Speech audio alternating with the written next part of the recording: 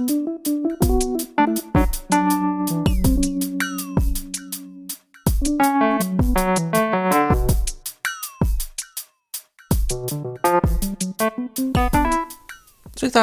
marks the return of Lupin III to a TV series format for the first time since Series 3. The Woman Called Fujiko Mine acts as a prequel to Series 1 in a sense, as it shows Fujiko, obviously, coming into first contact with each member of the gang, as well as the early seeds of the Lupin-Jigen dynamic.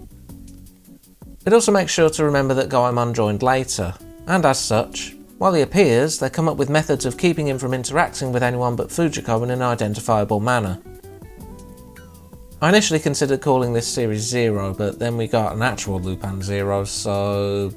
Series 0.2 Birth by Sleep? I don't know. Either way, it sticks to early Lupin's anime depiction by having him back in green. Giving Fujiko some spotlight is certainly no bad idea, as she's only got a handful of episodes that really focus on her over the years. Not that she doesn't have her place in the gang, mind you, as she's pretty firmly established as the self-serving femme fatale, as well as being the main information gatherer. A lot of stories tend to start with Jigen complaining that the heist of the day is just another wild goose chase based on Fujiko's info. This series also goes somewhat darker than the recent depictions, unafraid to have some rather mind-screwy writing, and more adult content like drug use and a fair bit more nudity than recent entries. The intro alone should give an idea of what an audience is getting into with this one.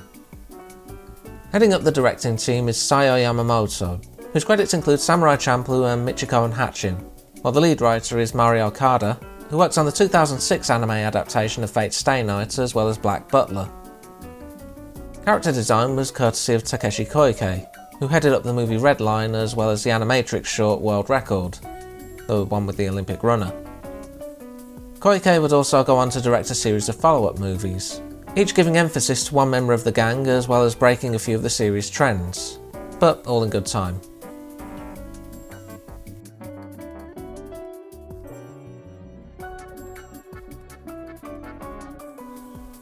Blood Seal Eternal Mermaid was the first Lupin production to have a new voice cast, with this series having them all reprise. Fujiko is now voiced by Miyuki Sawashiro, who's voiced a lot of characters before and since. Goemon is voiced by Daisuke Namikawa, who previously voiced Miyamoto Musashi in another Monkey Punch series, Musashi Gundo. Zenigata is now played by Koichi Yamadera, who voiced a few antagonists in previous TV movies, as well as the Lupin-inspired main character of Cowboy Bebop, Spike Spiegel. If you want to count spin-offs, all three of them have been in at least one Yakuza title too. Kanichi Kurita continues on as Lupin, leaving Jigen as the only one still voiced by his original actor Kiyoshi Kobayashi. Not that I usually cover English dubs for these, but Funimation initially handled American distribution for this series, casting a mix of actors from their TV movie dubs as well as Genion's Series 2 dub, seemingly based on availability.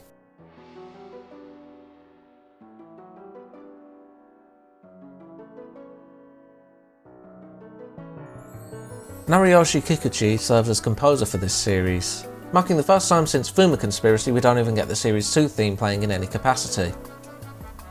Assisting with production is another Cowboy Bebop alum in the form of Shinichiro Watanabe.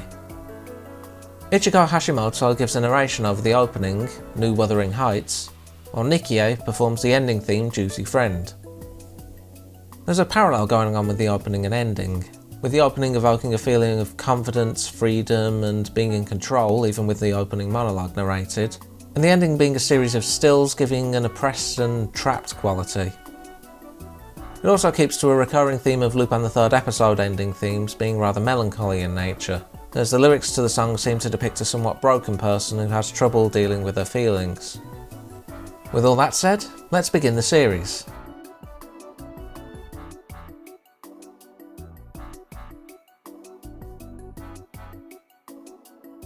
We open on Lupin keeping watch on a cult engaging in a drug-fueled wedding ceremony.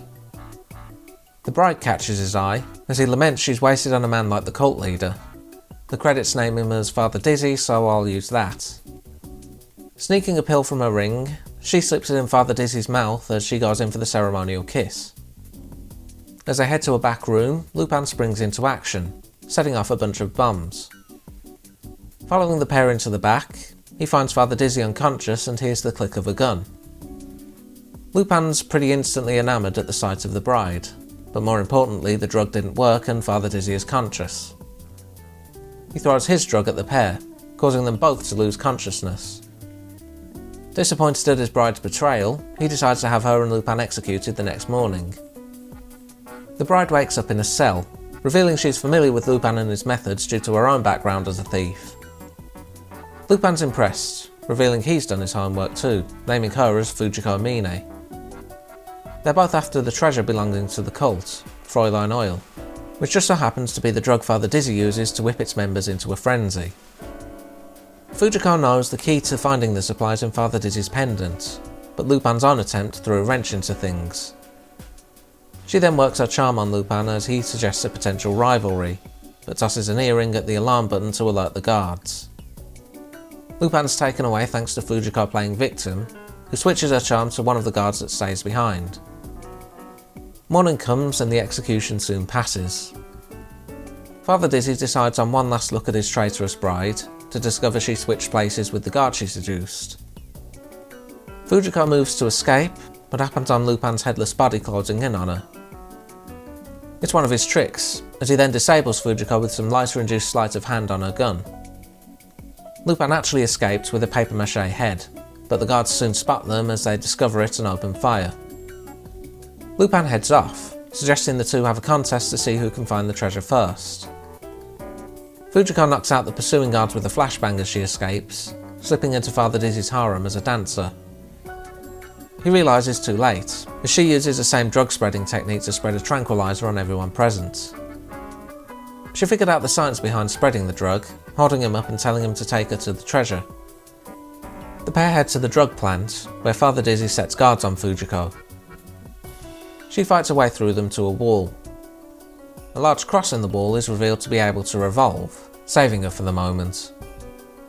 Discovering a large statue behind the wall, Lupin appears and reveals the whole thing is made of the drug. They decide to settle things, with Fujiko opening the jewel by firing her lipstick at him. Lupin's amused by the whole fight as alarms start blaring again. Zenigata's revealed to have been informed of the island, as the inspector shows off a calling card addressed to him to his protege Oscar. Lupin explains that he does that so he can keep things interesting for himself, also revealing the island is artificial, floating on a buoyancy tank. Father Dizzy decides to sink the island, so Lupin makes his escape with the statue using rockets. The priest doesn't get very far as Zenigata's already on the island. Lupin rockets away, but Fujiko opens fire on him, knocking the rockets off kilter.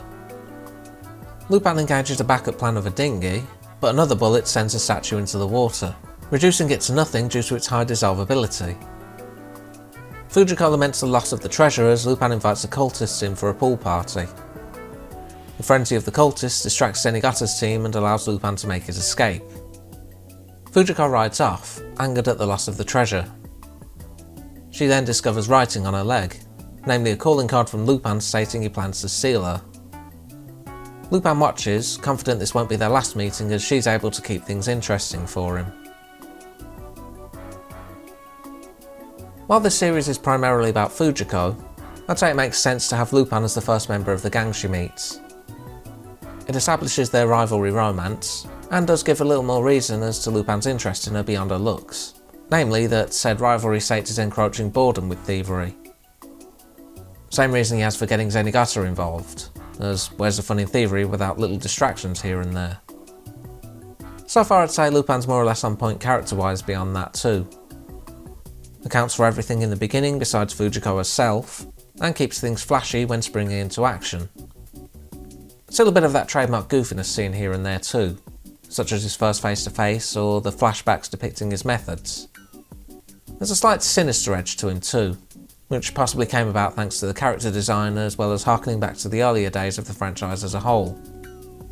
Zenigata, from what little we get of him, has a bit more of a suave feeling to him. Seems to be a thing for Yamadera's take on him as a whole, though I do know he can play the more comedic side to Zenigata, as there are entries where he does become more comedic. Plus I do prefer that his focus is on Lupin rather than how he was portrayed in episode 0 First Contact, as he was initially going after Fujiko there, funnily enough. His assistant for this series, Oscar, is possibly a reference to Lady Oscar of Rose of Versailles, as TMS did the anime adaptation for it, and there was the crossover episode back in Series 2. Art and animation certainly set the precedent from the word go. The visuals are high quality here, with some very trippy and highly detailed colouring going on. There's a blend of 2D and 3D animation throughout, and generally it mixes quite well. Music's still quite jazzy in nature too, as Nariyoshi Kikuchi manages to make it his own while still retaining something Lupin-esque. Story-wise, this is fairly basic, a heist that goes wrong and no one gets the treasure in the end. Still, tried and tested idea that's well executed at least, and a change from the usual businessman antagonist of the more modern entries. Darker as it may be, there's still enough here that one can still fairly say this is still Lupin III.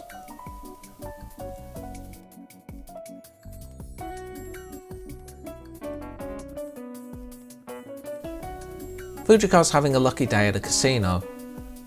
This attracts the interest of the owner, who decides on a higher stakes wager, namely betting the casino and suggesting Fujiko bet herself. Fujiko's making use of a device in her earring to fix the tables, but it fails on her.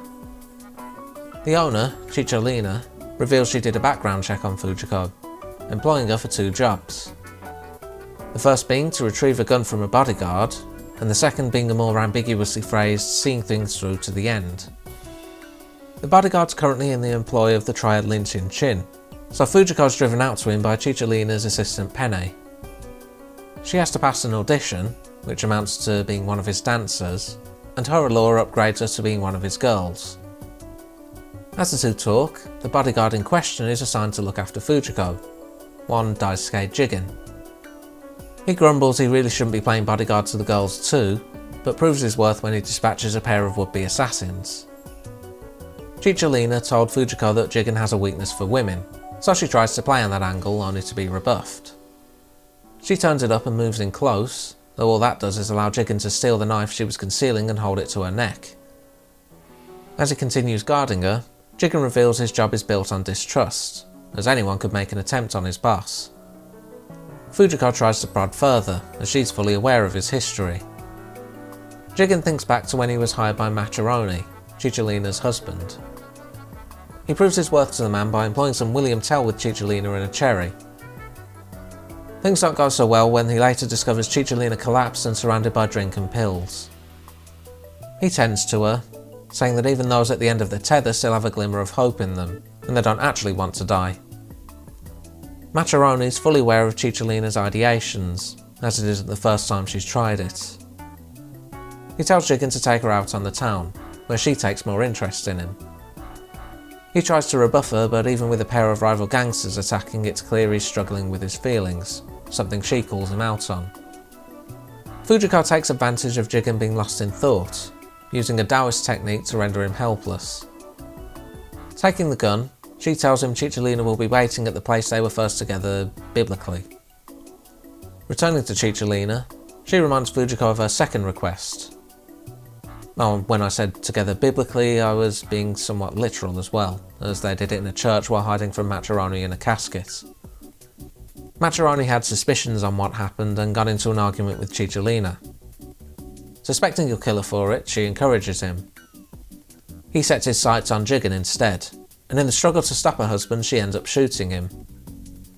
Jigen overhears and grabs the gun, telling Chicholina that as far as anyone knows, he killed the boss before running. Arriving at the church, Jigen first encounters Fujiko, warning her his gun has a lot more meaning than she realises. Chicholina appears and mocks him, with Penne backing her up as he was also involved with her. Jigen simply counters he's finally found a woman worth killing as more of her henchmen emerge. Even without his signature weapon, Jigen proves more than a match for everyone present. Chicholina goads Jigen as the two of them take aim, suspecting he won't pull the trigger. The final shot rings out and Chicholina collapses. Jigen races over and discovers the magnum was empty. Chicholina apologises and thanks him for being the only person who helped her feel alive. The second request of Fujiko completed, Fujiko passes by Jigen at her grave. She claims that her and Chicholina are similar, as both are trapped by their past, but Jigen shuts that notion down quickly. He then declares he might move into another field besides bodyguard, perhaps even thievery. Despite his claim that he and Fujiko likely won't work together, she suspects otherwise as she rides off. I think the title alone gives away who this one's about if you even have a passing knowledge of Lupin III. Generally speaking, it's not too difficult to get Jigen down as a character, and they certainly hit the mark here, pun not intended. Even from the word go, he doesn't have much love for Fujiko, and given this is one of the few times she's gotten close to him, it's probably justified. They do have some good back and forth at any rate, and Jigen certainly sees something in Fujiko that continuously puts him off her when he's fallen for similar. Possibly ties into Cicciolina having a glimmer of life in her that he wants to help keep going, while Fujiko's one for enjoying life despite everything that comes her way. Art style continues to hold up, showing it works for both the trippier styling of the previous episode as well as here, which comes off as more film noir in nature. Plot-wise, we're still on the tried and tested formula, what with Jigen falling for a troubled woman and it ending tragically for her. Him too, really, given he's always a survivor in these encounters. As I said with the first episode, nothing wrong with working with what you know, so long as it's well executed. Plus, of course, there is the twist that he didn't actually kill Cicciolina's husband to keep the audience questioning what her endgame might be, tragic as it turns out.